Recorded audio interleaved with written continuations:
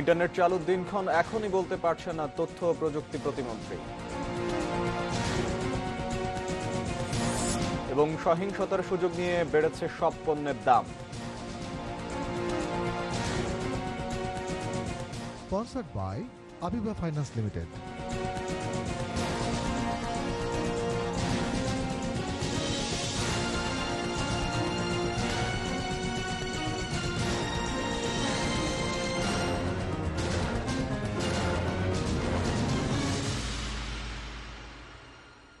শুভ সকাল, দেখছেন ATN news. সকাল ৬টার নিউজ আওয়ারের সঙ্গে আছি আমি আব্দুল্লাহ আল মাহমুদ। শিরোনামগুলো শুনছিলেন, জানাবো পুরো খবর। সকাল 10টার পরিবর্তে রোববার বিকেল ৩টা পর্যন্ত চলমান কারফিউর সময় বাড়ানো হয়েছে। এরপর ২ ঘন্টা শিথিল করা হলেও বিকেল ৫টা থেকে আবারও চলবে পরবর্তী ঘোষণা না দেওয়া পর্যন্ত। শনিবার রাতে নিজ সরকারি বাসভবনে একথা জানান স্বরাষ্ট্রমন্ত্রী আসাদুজ্জামান খান কামাল। এ নিয়ে আয়োজিত ব্রিফিংয়ে চলমান সহিংসতার বিস্তারিত তুলে ধরেন স্বরাষ্ট্রমন্ত্রী। আরও জানাচ্ছেন আরাফাত সিদ্দিকী। শুক্রবার রাত থেকে সারা দেশে কারফিউ ও বেসামরিক প্রশাসনকে সহায়তায় সেনা মোতায়েনের পরেও রাজধানীর কয়েকটি জায়গায় চলেছে সহিংসতা। শনিবার রাতে এসব নিয়েই স্বরাষ্ট্রমন্ত্রীর সঙ্গে আলোচনায় বসেন আইন শৃঙ্খলা রক্ষায় নিয়োজিত বিভিন্ন বাহিনী ও গোয়েন্দা সংস্থার প্রধানরা। রাজধানীর ধানমন্ডিতে স্বরাষ্ট্রমন্ত্রীর সরকারি বাসভবনে আয়োজিত এই বৈঠক শেষে আলোচনার নানা বিষয় তুলে ধরেন স্বরাষ্ট্রমন্ত্রী। জানান, মেট্রো রেল সহ বর্তমান সরকারের গর্বের স্থাপনাগুলোয় হামলা চালিয়ে লুটপাট করেছে দুর্বৃত্তরা। আপনারা দেখেছেন নরসিংদীতে যে আমাদের জেলখানা ভেঙে চুরে লুটপাট করে আসামিদের বের করে নিয়ে গেছে।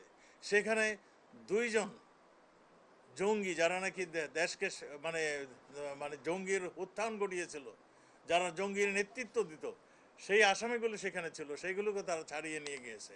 স্বরাষ্ট্রমন্ত্রী জানান, জাতীয় সংসদ নির্বাচনের পর একটি মহল দেশে বড় ধরনের অরাজক পরিস্থিতি তৈরির প্রস্তুতি নিচ্ছে।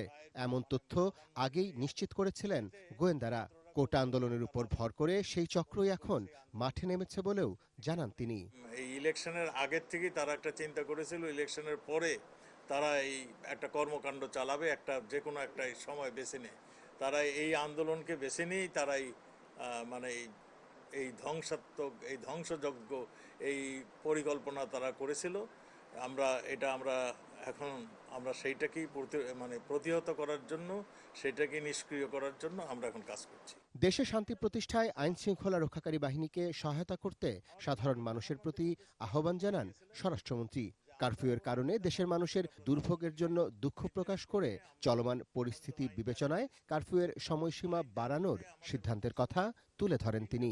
আগামীকাল 3টা পর্যন্ত কারফিউ বলবৎ থাকবে, 3টা থেকে 5টা পর্যন্ত শিথিল থাকবে, তারপরে আবারও কারফিউ বলবৎ থাকবে। আমরা এই জনগণের দুর্ভোগের জন্য, আমরা জনগণকে কষ্ট জানানোর জন্য আমরাও নিজেরাও দুঃখ পাচ্ছি। আমরা নিশ্চয়ই এই দুর্ভোগ থেকে পার্মানেন্টলি মুক্ত করতে পারবো।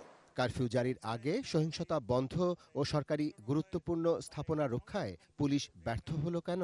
গণমাধ্যম কর্মীদের এমন প্রশ্নেরও জবাব দেন স্বরাষ্ট্রমন্ত্রী।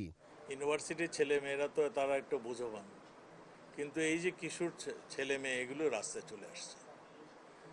আমরা যদি তখন অ্যাটাক করতে যেতাম, আমরা যদি নিরাপত্তা বাহিনী যদি তাদের উপরে তাদেরকে ডিসপাস করতে যেত, তাহলে তারা আহত হতো।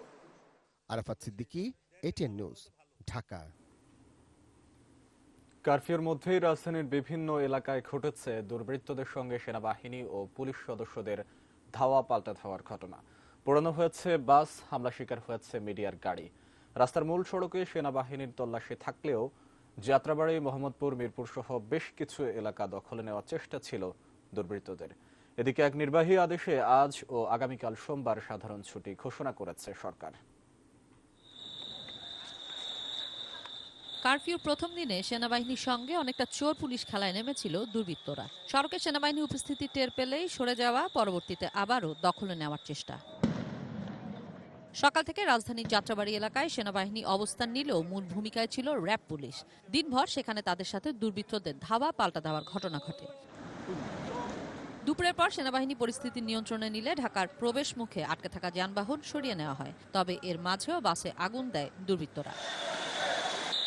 রাজধানীর পল্লবী, কাজীপাড়া ও শেওড়াপাড়ায় বিরাজ করছে থমথমে পরিস্থিতি। মিরপুর কাজীপাড়ায় দুর্বৃত্তরা বেশ কয়েকটি গাড়ি ভাঙচুর করে ধরিয়ে দেয় আগুন। দুপুরে মিরপুর 10-এর দিকে যান চলাচলে বিঘ্ন সৃষ্টি করে বিক্ষুব্ধরা। সিমেন্টের স্ল্যাব ফেলে জায়গায় জায়গায় আগুন জ্বালিয়ে বন্ধ করে দেয় সড়ক। রাস্তা ছাড়তে সেনাবাহিনীর মাইকিং এর পরও সেখানে সড়কে অবস্থান নিতে দেখা গেছে দুর্বৃত্তদের। পরে সেনাবাহিনীর ধাওয়ায় কিছুক্ষণের জন্য সড়ক মুক্ত হলেও আবারও তাদের অবস্থান। মোহাম্মদপুর বেড়িবাঁধ এলাকায় কারফিউ শিথিলের 2 ঘন্টায় পুলিশ সেনাবাহিনীর দুর্বৃত্তদের মধ্যে ধাওয়া পাল্টা ধাওয়ার ঘটনা ঘটেছে। সড়ক দখলে রাখতে 3 রাস্তার মোড়ে দুর্বৃত্তরা অবস্থান নিলেও শুরুতে সড়ক ছেড়ে দিতে মাইকিং করতে দেখা গেছে আইনশৃঙ্খলা বাহিনীর সদস্যদের। পরে অবশ্য ফাঁকা গুলিতে দুর্বৃত্তদের ছত্রভঙ্গের চেষ্টা করা হয়। কিশোর জাহান, এটিএন নিউজ, ঢাকা। কারফিউ শিথিলের 2 ঘন্টায় নিজেদের প্রয়োজনের কাজ সেরে নিতে ভিড় ছিল রাজধানীর বিভিন্ন জায়গায়। নিত্যপণ্যের দোকান এবং বাজারগুলোতেই তুলনামূলক বেশি উপস্থিতি মানুষের। সম্রাট আনোয়ারের রিপোর্ট। কারফিউতে ফাঁকা রাজধানীর সড়ক। অল্প স্বল্প লোকজন যারাই বের হয়েছেন তাদেরকেই পড়তে হয় সেনাবাহিনীর জিজ্ঞাসাবাদে। চেকপোস্টের সামনে কারণ শুনে প্রয়োজন বুঝে তবেই নির্দিষ্ট গন্তব্যে যাওয়ার অনুমতি দিচ্ছেন সেনা সদস্যরা। আর যাদের কারণ বেশি জোরালো নয় তাদেরকে ফিরিয়ে দেয়া হচ্ছে। গেল কয়েকদিনের সংঘর্ষের ঘটনায় জনমনে অস্বস্তি দেখা দিয়েছে। পরিস্থিতি নিয়ন্ত্রণে বেসামরিক প্রশাসনকে সহায়তার জন্য নামানো হয়েছে সেনাবাহিনী, দেয়া হয়েছে কারফিউ। তবে কারফিউয়ের জন্য যে জনগণ প্রস্তুত ছিলেন না তা বোঝা যায় কারফিউয়ের প্রথম দিনের মধ্যবর্তী 2 ঘন্টার শিথিলতার সময়ে। শুক্রবার মাঝরাতে কারফিউ ঘোষণা করায় অনেকেই বিপাকে পড়েন। ঘরের নিত্যপণ্য কেনাকাটা যাদের করা ছিল না তাদের দুশ্চিন্তা ছিল সবচেয়ে বেশি। তাই কারফিউয়ের মধ্যে 2 ঘন্টার শিথিলতায় বাজারে ভিড়। কেনাকাটা তো কিছু প্রয়োজন। তারপরে হসপিটালে গিয়েছিলাম ওই নিপ্টো ডায়ালিসিসে, ওখানে আমার ছেলের ডায়ালিসিস চলতেছে। সময় একটু পাইছি এই কারণে বাজারে আইছি। হুট করে দিয়েছি এটা তো কেউই জানে না, জানে এটা তো মানুষের অনেক সমস্যা। সবাই তো মোটামুটি 2 দিন যাবত কিছুটা আশঙ্কার মধ্যে ছিল। হ্যাঁ, এই জন্য বেরো আর কি বাজার করতে। ঘোষণা পাওয়ার পরে আসলাম বাজারে। তারপরে সব তো দেখলাম ডবল দাম, যেটা 70 টাকা এটা 140 টাকা। হালকা পাতলা বাইর হয়েছে, খুব সীমিত ভাই, বেশি লোক হয় নাই ভাই। এমনকি মার্কেট বন্ধ থাকলেও অনেক ব্যবসায়ী তাদের ব্যবসা প্রতিষ্ঠান তদারকি করতে আসেন শিথিলতার এই সময়েই। ঝুঁকি থাকার পরও এই পরিস্থিতিতে দোকান সাজাতে দেখা যায় অনেক দোকানিকে, যাদের দোকানের সময়সীমা শিথিলতার মাত্র 2 ঘন্টায়। 12টার পর খোলার সুযোগ দিয়েছে, 2 ঘন্টা টাইম, 2 ঘন্টা পর আবার বন্ধ করে ফেলা যাইব কারফিউর জন্য। হ্যাঁ, কারফিউর জন্য। এত রিস্ক নিয়ে রাস্তায় বেরোয়া সম্ভব হইতো না। এখন এটি নষ্ট হয়ে গেলে তো আমাদের অনেক ক্ষতি হয়ে যাবে, যার জন্য আমাদের বেরোইতে হয়েছে। সম্রাট আনোয়ার, এটিএন নিউজ, ঢাকা। কোটা সংস্কার নিয়ে আপিল বিভাগের পূর্ণাঙ্গ বেঞ্চে শুনানি রোববার সকাল 10টায়। রাষ্ট্রপক্ষের আশা, শুনানি শেষে কোটা বিরোধী শিক্ষার্থীরা চলমান অস্থির পরিস্থিতি স্বাভাবিক হতে সাহায্য করবে। অবশ্য শিক্ষার্থীদের কণ্ঠে এখনও ভিন্ন সুর। সাজেদা সুইটির রিপোর্ট।